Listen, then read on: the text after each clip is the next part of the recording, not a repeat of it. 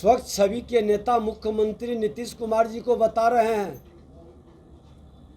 तो सबसे भ्रष्ट छवि के कौन? स्पष्ट तौर पर बताना चाहिए कि लालू प्रसाद यादव के भ्रष्ट छवि के कारण बिहार की छवि गिरा। विकास की गति ठहर गई है। मुख्यमंत्री को विकास में रुचि नहीं है। इनको कभी कंधे का सहारा लेना पड़ रहा है, कभी गर्दन का सहारा लेना पड़ रहा है। भारतीय जनता पार्टी सतत संगठनात्मक कार्य में लगा रहता है और ये कार्यकर्ताओं की पार्टी है, ये ठेकेदारों की पार्टी नहीं है। मौसम के हिसाब से लोग यहाँ नहीं जुड़ते हैं और मौसम हटने के बाद लोग नहीं घसकते। बिहार के अंदर लोग स्वच्छ छवि के नेता के गुणगान में लगे हैं। स्वच्छ छवि के नेता मुख्यमंत्री नीतीश कुमार जी को बता रहे हैं तो सबसे भ्रष्ट छवि के कौन? बिहार के अंदर सबसे भ्रष्ट छवि के कौन मुख्यमंत्री रहे हैं, ये भी बताना चाहिए। नूरी कुश्ती क्यों हो रही है? स्पष्ट तौर पर बताना चाहिए कि लालू प्रसाद यादव के भ्रष्ट छवि के कारण बिहार की छवि गिरा। फिर उनके साथ सत्ता चलाने का और सत्ता में भागीदारी करके अपने छवि को स्वच्छ बताना, ये बेईमानी है। मुख्यमंत्री जी कभी गर्दन का कभी कंधे का सहयोग आपको लेना पड़ रहा है। आपकी स्थिति बिहार की जनता समझ रही है। आपकी लाचारी और बेबसी भी दिखाई पड़ रहा है। 18 वर्षों के बाद आपको सचिवालय की याद आ रही है। आप सचिवालय में घूम रहे हैं। यही बता रहा है कि आपके सचिवालय के अंदर भ्रष्टाचार चरम पर है। सचिवालय के अंदर पूरी अराजकता है। आपके मंत्री तो उपलब्ध रहते ही नहीं, आपके पदाधिकारी भी गैर जिम्मेदार और लापरवाह है। 9:30 बजे से सचिवालय का काम शुरू होता है और जब आप खुद स्वीकार कर रहे हैं कि लोग 9:30 बजे उपस्थित नहीं होते हैं, 9:30 क्या 11 बजे तक उपस्थित नहीं होते। आपने जो फिंगरप्रिंट के माध्यम से अटेंडेंस बनाने की व्यवस्था बनाया, अब तो लोग उसका बड़ा बढ़िया उपयोग कर रहा है कि आता है फिंगरप्रिंट लगाता है, निकल जाता है, फिर दोपहर में आके लगा करके फिर निकल जाता है। जब मालिक गया घर तो जिधर तिधर हर। जब आप जाते हैं अपने स्वार्थ महत्वाकांक्षा की पूर्ति के लिए तो आधे दर्जन मंत्री को साथ लेके जाते हैं। बिहार के विकास और बिहार के सेक्रेटेरिएट को भगवान के भरोसे छोड़ के जाते हैं। ये आपकी गैर जिम्मेदारी और लापरवाही का परिणाम है कि बिहार के अंदर अराजकता का वातावरण है।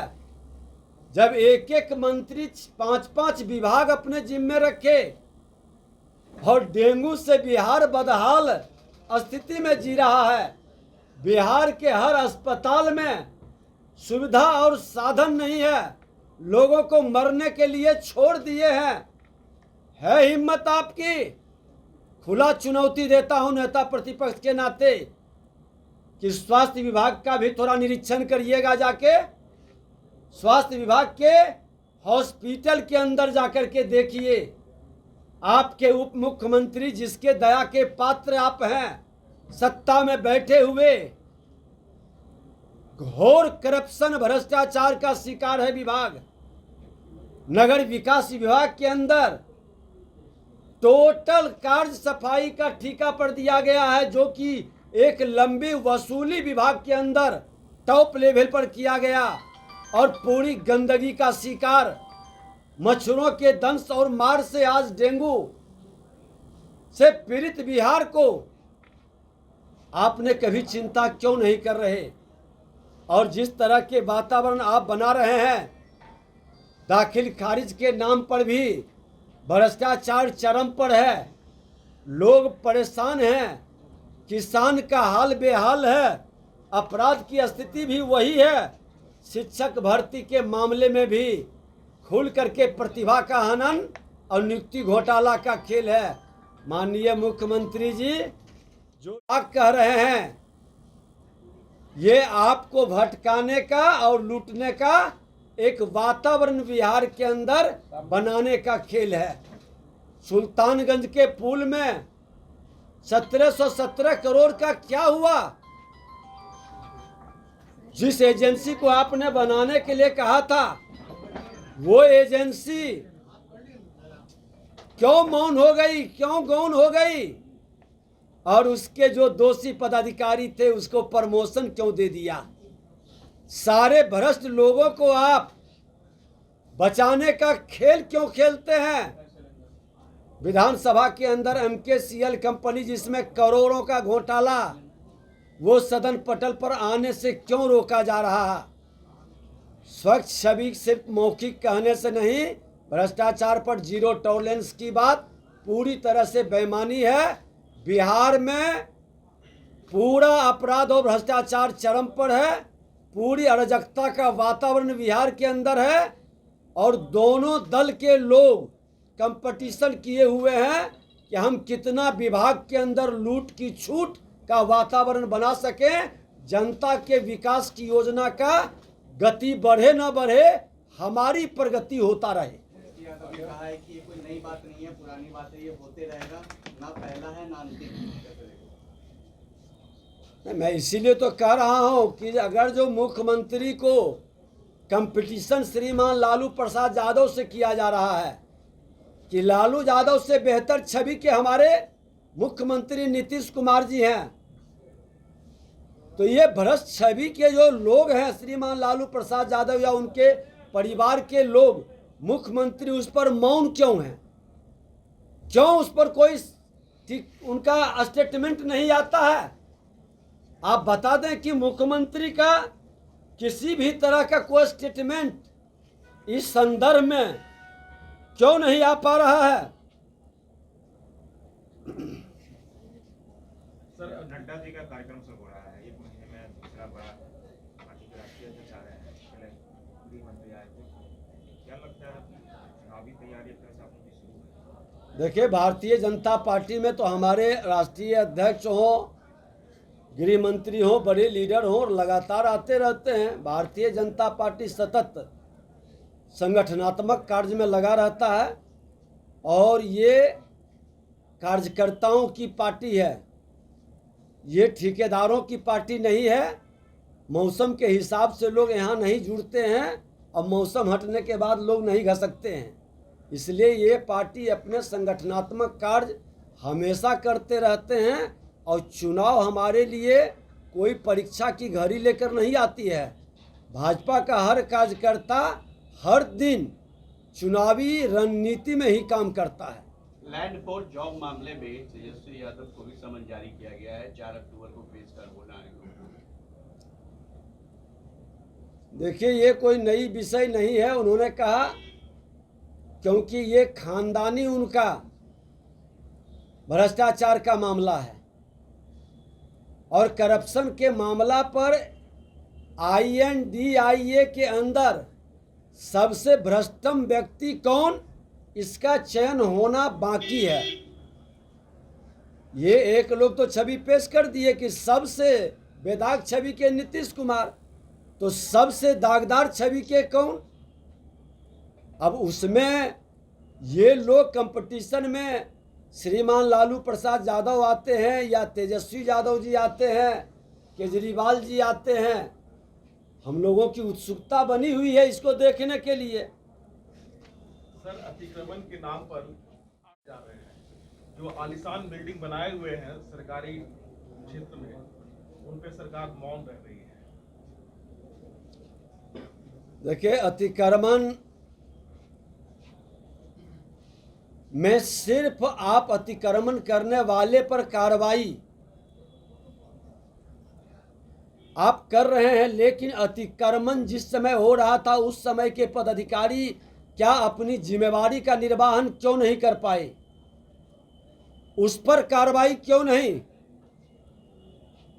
अगर जो पदाधिकारी अतिक्रमण के समय, चाहे प्रशासनिक पदाधिकारी जो वहाँ पर जिनकी ड्यूटी थी, जिनकी जिम्मेवारी थी, वो ईमानदारी से अपने कर्तव्य को निर्वहन करते तो ये माहौल नहीं बनता।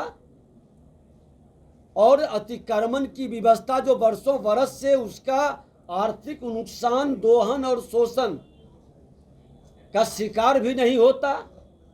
अतिक्रमण गलत है, लेकिन अतिक्रमण कराने वाले उससे भी ज़्यादा गलत और दोषी है। 77 पर लालू राबड़ी मोड़ का बोर्ड आरजेडी के नेताओं ने लगा दिया है, क्या कहेंगे?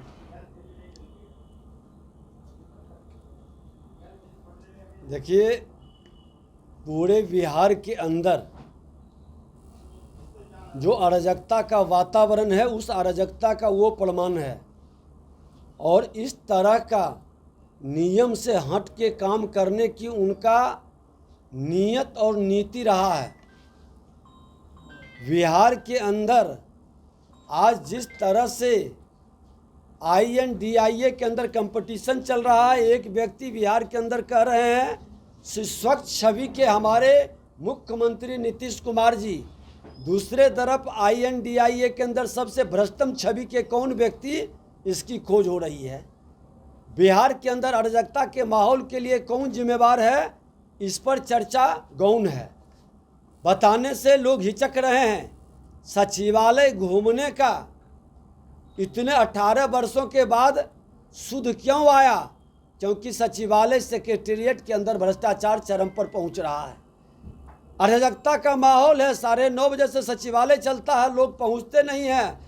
10 बजे, 11 बजे, 12 बजे ये आपके अपने फिंगर प्रिंट के माध्यम से अटेंडेंस बना करके और लोग फिर निकल जाते हैं, फिर दोपहर में आते हैं। पूरी तरह से अराजकता का वातावरण है, क्योंकि एक एक व्यक्ति को 5-5 विभाग देखना है। मुख्यमंत्री जब चलते हैं तो आधे दर्जन मंत्री को लेके बाहर निकल जाते हैं घूमने। और इस तरह के माहौल से शासन ठहर गया है। प्रशासन की अराजकता और लूट की छूट का वातावरण पूरे बिहार के अंदर हर विभाग में व्याप्त हो गया। से बन के तैयार है, उस पर पेड़ पौधे उगाए हैं, सिर्फ इसलिए कि अप्रोच रोड जो है वो नहीं बन पाया। हमने कहा विकास की गति ठहर गई है। मुख्यमंत्री को विकास में रुचि नहीं है। इनको कभी कंधे का सहारा लेना पड़ रहा है, कभी गर्दन का सहारा लेना पड़ रहा है। तो मुख्यमंत्री जिस हाल में है, इनकी स्थिति बिहार की जनता देख रही है। लेकिन INDIA के अंदर ये महागठबंधन के लोग इसी तरह से शासन चलाना चाह रहे हैं, विकास की गति को रोक करके। लेकिन नाव हादसे में तो हमने गया भी था, वहाँ के उग्र तेवर को हमने देखा। नीतीश कुमार के प्रति किस तरह से नारा लगा रहे थे। नेता प्रतिपक्ष के नाते वो चाहते थे कि आपकी सरकार बने तो कम से कम आपसे उम्मीद है कि आप पुल जरूर बनाएं। हमने वचन भी दिया कि भाजपा की सरकार बनेगी तो हम लोग पुल जरूर बनावेंगे। आज जो यहाँ पर भारत सरकार के सहयोग से या NDA के समय जो भी पुल बना, विकास की गति हुई है, वह गति क्यों रुक गई है, इसका जवाब इन लोगों के पास नहीं है। छोटे छोटे कार्यों के लिए, पहुँच पथ के लिए, मेंटेनेंस के लिए व्यवस्था ठहरी हुई बिहार के अंदर है। और इसके लिए आज पथ निर्माण विभाग हो, RWD हो, पुल निगम हो, मुख्यमंत्री जी क्या अपनी जिम्मेवारी निभावेंगे? इन लोगों की समीक्षा, गहन समीक्षा कर पाएंगे? क्योंकि जिसके दया के पात्र बन के सत्ता में बैठे हैं, उनको पूरी छूट मिली हुई है कि जैसे चलाना है विभाग चलाइए। कोई टोकने, कोई पोंछने वाला, कोई मॉनिटरिंग करने वाला नहीं रहेगा।